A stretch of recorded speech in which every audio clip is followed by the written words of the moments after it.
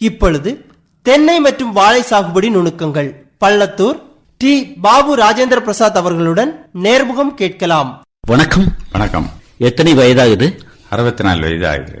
ஆனா சொல்ல முடியாத என்ன காரணம்? எக்ஸசைஸ் தான் சார். தோட்டத்துல வேலை பாக்குறது, காலையில நடப்பயிற்சி எப்பவுமே உண்டு. அது வேளாண் சார்ந்த நபர்களா அல்லது எல்லா பலதரப்பட்ட மக்கள்? டாக்டர்ஸ் வராங்க, அக்ரிகல்ச்சர் டிபார்ட்மெண்ட். அவங்ககிட்ட என்ன மாதிரி வேளாண் ரீதியா கருத்துக்களை பரிமாறுறீங்க? அவங்க என்கிட்ட பலதரப்பட்டதை கேட்பாங்க. டாக்டர் மாதிரிலாம் அவங்க விவசாயத்தை பத்தி, தோட்டம் வச்சிருக்காங்க, அதை பற்றி பல உரம் வைக்கிறது, தென்னங்கன்று எவ்வளவு ஆழத்தில் நடணும் எப்படின்ட்டு அதை பற்றி பேச. சரி, அந்த மாதிரி ஒரு நுணுக்கத்தை சொல்லி கொடுக்கீங்க அப்படின்னா அது உங்களுக்கு அப்பா தாத்தா சொல்லி தந்த அனுபவ பாடமா இல்ல பயிற்சியா? அப்பா சொல்லி தந்த பயிற்சி தான்.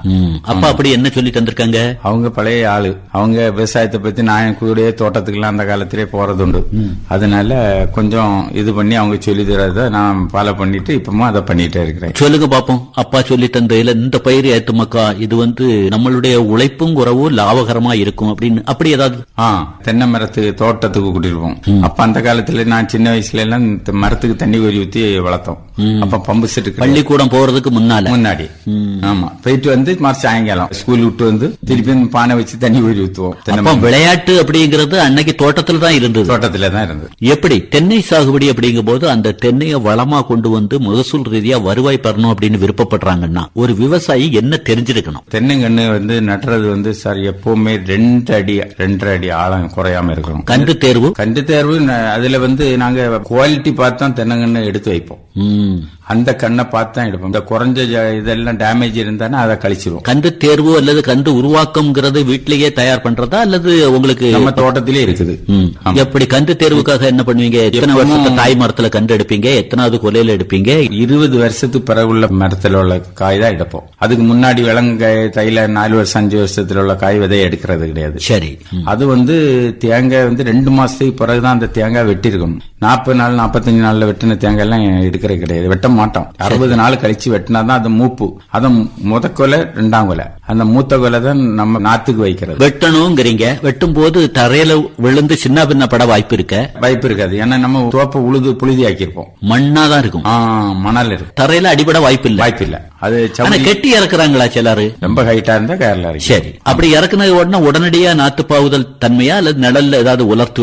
இல்ல, ஒரு 30 நாள் அம்பாரம் போல போட்டு லேஸ் மணல் போட்டு அதை குவியலா வச்சுக்கிட்டு அதுக்கு பிறகு எடுத்துதான் பாத்தில பாவோம். தனிவான ஒரு குழி அமைப்பை எடுத்து அந்த மாதிரியான நடைமுறையா இல்ல மேல்நிலையிலயா? இல்ல, குழி எடுத்து ஒரு அடி ஆழத்துல ஒரு குழி எடுக்கணும். எடுத்து போட்டு அதை கொஞ்சம் கீழே நல்ல புழுதி இருக்கணும். அதுக்கு பிறகு மேல வச்சு அதுக்கு பிறகு லேஸ் மணல போட்டு விட்டுருவோம். திருப்பியும் 1 மாசம் கழிச்சு தான் அதுக்கு வெள்ளம் கொடுப்போம். 30 நாளைக்கு பிறகுதான் அது கொடுக்கறது. அப்பதான் அந்த முளை ஒரே போல வரும். இந்த மாதிரியான ஒரு செய்கைக்கு பின்னால அதை எடுத்து அடுத்தவங்களுக்கு விற்பனை பண்ணணும் இல்ல நம்ம பயன்படுத்தணும் அப்படின்னு நினைக்கும் போது ஏமாந்த நிலைகள் இருக்கா?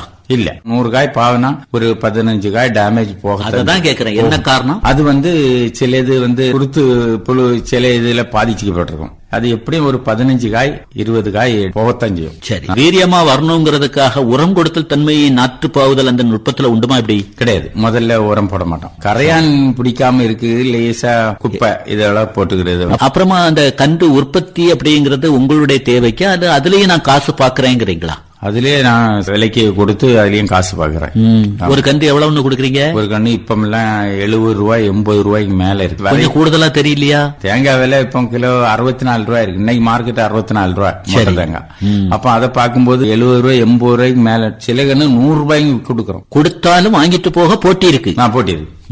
நம்ம கண்ணை விரும்பி வாங்குறாங்க. கந்த ஒருத்தர் வாங்கிட்டு போயாச்சு. உங்க அனுபவ பிரகாரம், நீங்க ஒரு விவசாயியா இருந்தாலும் 40 வருஷத்து அனுபவ பிரகாரம் கந்த வாங்கிட்டு போன உடனே நட்டலாமா அல்ல அந்த வேர்களை ஏதாவது கட் பண்ணி விட வேண்டி வருமா? குழிய ஆற போடணுமா? அந்த நுட்பத்தை சொல்லுங்க. குழிய ஒரு 2.5 வீதி ஆழம் 2.5 வீதி 2.5 போட்டு எடுக்கணும். அதுல கீழே கொஞ்சம் குப்பையை போட்டு கண்ணை நட்டணும். அந்த வேறு நீளமா இருந்தா கொஞ்சம் கட் பண்ணி வைக்கிறதே நல்லதுதான். ஒண்ணும் இல்ல, உடனே இளம் வேற அடிச்சிடும். திருப்பி அந்த தேங்காய் முங்குற அளவு கொஞ்சம் அந்த அளவுல தான் மண்ணை போட்டுறணும், ஃபுல்லா மண்ணை போட்டுறோம். ஓஹோ, அந்த முகப்பு அப்படிங்கிறது மூடக்கூடாது.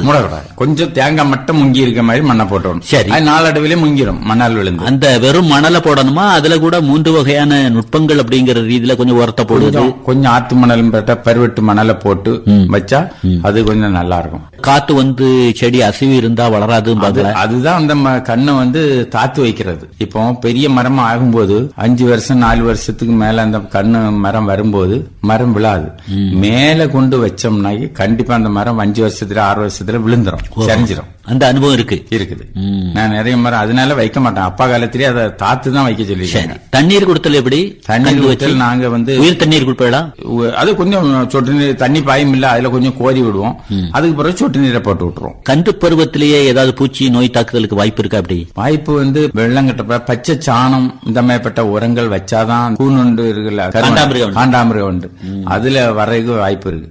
நல்லா காய வச்சு அந்த சாணத்தை போட்டா ஒண்ணுமே வராது. ஒருவேளை வந்துடுச்சு காண்டாமிருக வண்டு, வந்ததுக்கு பிறகு மரம் போக்கு அப்படிங்கிற தன்மையா இல்ல விழிப்பா இருந்தா அந்த வண்டையும் வெளியே எடுக்கக்கூடிய தன்மை, அதுக்கு ஒரு நுட்பம் இருக்குங்கிறீங்களா? இருக்கு. அதை வெளியே இது பண்ணிடலாம். அது ஒரு குடஞ்சி அந்த சில்லாட்டையோட போகும், குரண்டி கம்பி போல இருக்கு, அதை போட்டு குத்தி இழுத்தா வந்துடும். நம்ம அடிக்கடி தோட்டத்துக்கு டெய்லி போய் பார்க்கும்போது அதுல சக்க மாதிரி ஒரு சில்லாட்டையோட அந்த மட்டை ஓட்டை இருக்கும்.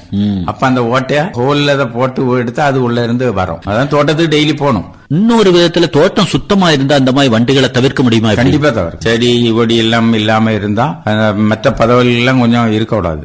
செடி செத்தெல்லாம் இருந்தாலுமே மரத்து மூட்டுக்குள்ள வெட்டி பதிச்சு இருந்தா போதும், அதே உரம் தானே. இலை கொலை இப்ப ஒரு பிளாவுனுக்கு வாழை போட்டிருக்கோம், ஊடு பயிர், அந்த வாழையில உள்ள இலையெல்லாம் காஞ்ச இலையை அறுத்து தென்னைக்கு தோண்டி பயிற்சி விட்டுறா ஒரு 4-3 மாசத்திலே அழி. உங்களுடைய அனுபவத்துல அப்பா காலத்துல ஒரு மரம் வச்சு எத்தனை ஆண்டுகள்ல மகசூல் அப்படிங்கிற நிலை வந்தது? உங்க அனுபவத்துல எப்படி? எங்க அப்பா வைக்கிற காலத்துல வந்து 5 வருஷத்துல எல்லாம் காய்ச்சுது நாட்டுக்கண்ணு. இப்ப உள்ள கண்ணுகள்லாம் ஒரு 4 வருஷம் 3 வருஷம் நல்ல ஆடு மாடு கடிக்காம இருந்தா கரெக்டா 4 வருஷத்துல காய்க்கும். ஆடு மாடு கடித்தல அவ்வளவு பிரச்சனை இருக்கு. பிரச்சனை இருக்கு. அந்த இலை வந்து ஒரு 6 மாசத்தை லேட் பண்ணிரும். ஒரு மாடோ ஆடோ கடிச்சா அது 2-3 இலைய கடிச்சிடும். அந்த வளர்ச்சி வந்து 6 மாசம் பாதிக்கும். அவ்வளவு ஒரு குன்னல் ஏற்படும். அதனாலதான் அந்த ஆடு மாடு கடிக்காம அதை பாதுகாத்து கொண்டு வரணும். தென்னையை பொறுத்தளவுல உரம் கொடுத்தல் அப்படிங்கிற செய்கிய நம்ம எப்ப இருந்து கையாளலாம்? அது பிறகு ஒரு வருஷத்துக்கு பிறகுதான் உரம் வைக்கிற ஆரம்பிக்கிறேன். எப்படி வைப்பீங்க? அதுக்கு ஒண்ணு நுட்பம் சொல்றாங்களா? இருக்கு. அது லேசா கொஞ்சம் பருவட்டு சைடுல தோண்டிக்கிட்டு அதுக்கு பிறகு அந்த உரத்தை போட்டு லேசா மூடி விட்டுறது. தனி உரம் தானா? தனி உரம், சாண உரம். மற்றபடி கெமிக்கல் தலைகள் அது கூட வைக்கிறது கிடையாது. தண்ணீர் வசதிக்காக அன்றாட கோரி விடுதலா அல்லது ஏதாவது அரசு திட்டங்கள் பயன்படுத்த? எனக்கு வந்து சொட்டு நீர் பாசனம் மத்திய அரசு கொடுத்திருக்காங்க. வருஷத்துக்கு 6000 ரூபாய் நான் பெற்றுக்கொண்டு இருக்கிறேன். பரவாயில்லையா? ஆமா, கிசான் திட்டத்துல அதுல வாங்கி அந்த 2000 ரூபாய் வச்சு நீங்க என்ன பண்ணிடுவீங்க? இல்ல அது ஒரு பெரிய இது இல்ல. நம்ம பாரத பிரதமர் தாரது வந்து ஒரு பெரிய பாராட்டுதல் நமக்கு. அப்புறம் மரம் வளர்ந்து வந்தாச்சு, குத்தி வைத்தல் அப்படிங்கிற தன்மை நேரத்துல என்ன நுட்பத்தை கடைபிடிக்கணும்? குத்தி வைக்கிற டைம் எத்தனை வருஷத்துல? ஒரு 2 வருஷத்துல இருந்தே குத்தி வைக்க ஆரம்பிச்சிடும். சரி, 1.5-2 வருஷத்துல இருந்து. அதுக்கு பிறகு மூட கொஞ்சம் கிளறி விடணும், அடிக்கடி கொத்தி வைக்கணும். என்ன காரணம்? பில்லு வரும். அந்த மழை விழுந்து மழை வரைச்ச உடனே அது மூட கிளறி வச்சா அப்ப அது நல்ல புழுதி கிடைக்கும். அவன் வேற அடிக்கும். வேறடித்தா அங்க பாலை வரும். கரெக்ட், அப்படியே வந்துடும். சரி, இந்த மாதிரி தொடர் மழை அப்படிங்கிற நிலை தென்னைக்கு உகந்ததா? தொடர்ந்து மழை இருக்கிறதுனால தென்னை மரத்துக்கு மழை தேவை. மழை இல்லைன்னாக்கி அந்த மரம் வந்து அவ்வளவு வளர்ச்சி கம்மியா தான் ஆகும். அடிக்கடி மழை இருக்கிறது எந்த பாதிப்பும் கிடையாது. ஆணி அடி சாரல்னா அதுக்கு நல்ல பருவம். தென்னையும் வாழையும் போட்டி போட்டு வளருங்கிறாங்களா? சும்மா பேச்சு வழக்கா இல்ல நடைமுறையில சாத்தியமா? இல்ல சாத்தியம். என்னன்னா தென்னைக்கு ஊடு பயிரா வாழை போட்டோம்னா அந்த வாழைக்கு நம்ம உரம் வைப்போம், சாணம் வைப்போம், பில்ல பறக்கி கொடுப்போம். அந்த பில்ல பறண்டும் போது பக்கத்துல பில்லுகள் வராது. இனி அதற்கு வைக்கிற உரத்தை இந்த தென்னை எடுத்துக்கிறோம். அப்ப குறும்பல் நல்லா பிடிக்கும், ஈல்டு கிடைக்கும். மட்டை வெட்டுதல், ஓலை வெட்டுதல் அந்த செய்கை எப்பவும் கையாளலாமா அல்லது ஒரு நடைமுறை இருக்குங்கிறீங்க? மழை இருக்கும்போது அந்த தணுப்பான நேரம் தான் ஓலையை வெட்டணும். இல்லன்னா அது இயற்கையா விழுற ஓலை ஓகே, விழுந்தா பரவாயில்ல. மற்றபடி உள்ள ஓலை வெட்டணும்னா நல்ல தணுப்பான நேரத்துல வெட்டணும். இது வெயில் நேரம் எங்க அப்பா காலத்திலேயே நமக்கு ஒரு அனுபவம் அது. சரி, வெயில் காலத்துல வெட்டியதுன்னா மரம் வாடும், பிடிக்கும். அதனால வறட்சியை தாங்குமா தென்னை? வறட்சி தாங்கும்.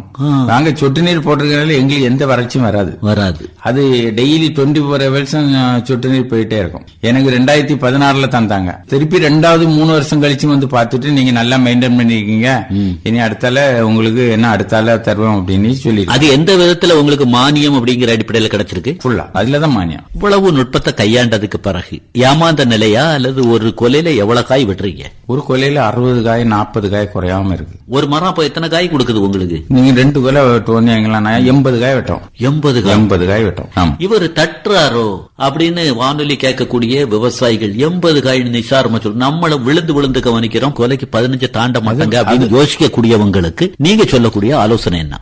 எப்படி கவனிக்கணும்? அத உங்களுக்கு உரமும் தண்ணியும் அதுக்கு கரெக்டா இருந்து மூட வெட்டி இலக்கி கொடுத்துக்கிட்டே இருக்கணும். எவ்வளவு நாளுக்கு இருக்க?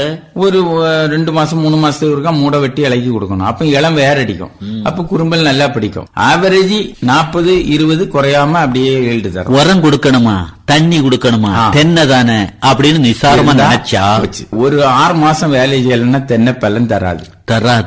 தோட்டத்துக்கு நடக்கணும், சுத்தி உத்து பார்க்கணும். ஒரு வருஷம்ல சுத்தமா உரமே போடல, நீங்க அடுத்த வருஷம் ஒண்ணுமே இருக்காது. தென்னைக்கு 6 மாசத்துக்கு இருக்கா வேலை செய்யணும். சரி, சுத்தமா நான் பராமரிக்கிறதுனால ஏன் தென்னையை பொறுத்த அளவுல நோய் தாக்குதல் பூச்சி தாக்குதல் அப்படிங்கறது என் அனுபவத்துல பார்த்தது குறவுங்கிறீங்களா? முன்னாடியே ரொம்ப இது இல்லை. நோய் என்ன வரும் தென்னையில? இப்ப இந்த காலத்துக்கு பிறகு இந்த வெள்ளை பூச்சி இருக்குல்ல, ஒரு வெள்ளை பூச்சி இலைக்கு கீழே இலைக்கு கீழே சுருள் வெள்ளை, அது அந்த இலையெல்லாம் பச்சை சத்த உறிஞ்சிருது. அப்ப மரம் கொஞ்சம் பாதிக்குது. அதுக்குதான் இப்ப மெடிசின் இப்ப இது பண்ணிட்டு எல்லாம் பண்றாங்க. ஆனா அந்த மாதிரி மரங்கள் நிறைய பாதிச்சிருக்கு. அது இயற்கை தோட்டத்துல அந்த ஒரு செய்கை இருந்ததா? எப்படி தவிர்த்தீங்க? அது இருந்தது. நான் திருப்பி அதுக்குதான் கொஞ்சம் மெடிசின் எல்லாம் கொடுத்து இப்ப கொஞ்சம் தவிர்த்து கொண்டு வரேன். உங்களுடைய நடைமுறை முழுக்க இயற்கை சார்ந்தா இல்ல செயற்கை தவிர்க்க முடியாதுங்கிறீங்களா? இயற்கையே தான். செயற்கை ரொம்ப இது பண்ணது கிடையாது. ஆமா. தென்னை லாபமா நஷ்டமா? லாபம். எந்த விதத்துல? இப்ப நல்ல விலை ஈல்டு இருக்கு, நல்ல விலையும் இருக்குது. இப்ப முட்டைக்காயெல்லாம் 64 ரூபாய் மார்க்கெட். உங்களுக்கு உத்தேசமா 2 மாதத்துக்கு ஒரு தடவை எவ்வளவு காய் வரும்? 3500-4000 காய் வெட்டும். அதை வச்சு என்னால குடும்பத்தை திறம்பட கொண்டு போக முடியுங்கிறீங்களா? இல்ல வேறையும் பயிர்களை வச்சிருக்கேங்கிறீங்களா? முடியும், கொண்டு போகலாம். வாழை எல்லாம் போட்டிருக்கேன்ல, ஒரு பேர் வாழை போட்டிருக்கு. மற்றபடி அவங்க அந்த ஈல்ட வச்சு நம்ம குடும்பத்தை ஓட்டலாம். குடும்ப அங்கத்தினர்கள் ஈடுபாடு அப்படிங்கிறது விவசாயத்துல இருந்தா தான் திறம்பட வெற்றி பெற முடியுங்கிறீங்களா? அல்லது நீங்களே தனிநபரா ஈடுபட்டாலும் கூட வெற்றி பெற முடியுமா? தனிநபரா இருந்தாலும் இது பண்ணலாம்.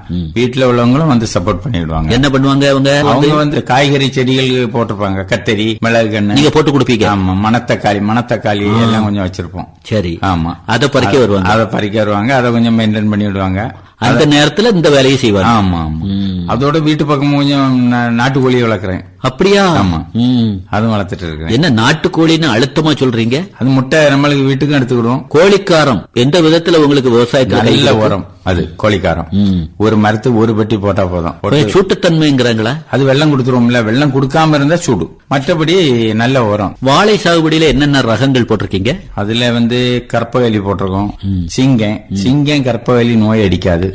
ரசகதலி, பாளையங்கோட்டம், கலந்து மட்டி எல்லா பலதரப்பட்ட கண்ணும் போட்டிருக்கேன். பூங்கைலி நோய் அடிக்காது. வாழையில லெகுவான சாகுபடி, செலவில்லா சாகுபடி, சும்மா இருந்துட்டே தார வெட்டி சாப்பிட்டுட்டு இருக்கலாம் அப்படிங்கிற மாதிரி எந்த ரகத்தை சொல்றீங்க? அது நம்ம தேவைக்கு எடுத்துக்கிடும். ரசகலி எடுத்துக்கலாம், சிங்கம் எடுத்துக்கிடும், கற்பகலி எடுத்துக்கிடும். மட்டி நல்லா இருக்கும். எத்தனை படலை வர நடக்குது? ஒரு 6-7 படலை ஆடும். கவனிப்பு பிரமாதமா இருக்கும் போலுக்க இருக்கு. பழைய மனம் இருக்கா மட்டியில? இருக்கு. நாட்டு மட்டி இருக்கு. இந்த ஒட்டு ரகம், இந்த ஏத்தம் இதெல்லாம் அவ்வளவா நல்லா இருக்காது. சரி, வாழையிலேயும் கூட பூச்சி நோய் தாக்குதல் உண்டுமா? இல்ல தோட்டம் சுத்தம் அப்படிங்கிற நடைமுறையை கடைபிடிக்கனால அது கூட லெகுவா தான் இருக்குங்கிறீங்க? அதுல வாழையில 1-2 நுனி தாக்கம் வரும். இந்த இலை தாக்கம், குருத்து புழு தாக்கம். சரி. ஆனா அத கொஞ்சம் இலை போயிட்டுன்னு வைங்க, அந்த வாழை அவ்வளவுதான். அதுக்கிட்டபடி மெடிசின் உரங்கள் எல்லாம் போடுறது கிடையாது. சரி, வாழையை பொறுத்த அளவுல ஒரு தாய் வாழை, அப்புறம் பக்கக்கண்ணு, அப்புறம் பக்கக்கண்ணு அப்படிங்கறது விட்டு எடுத்தலா அல்லது எடுத்து போடுதலா? அதை ஒரே ஒரு கண்ணு தான் புடைப்பான் விடும், பாக்கி எல்லாம் வெட்டி எடுத்துரும்.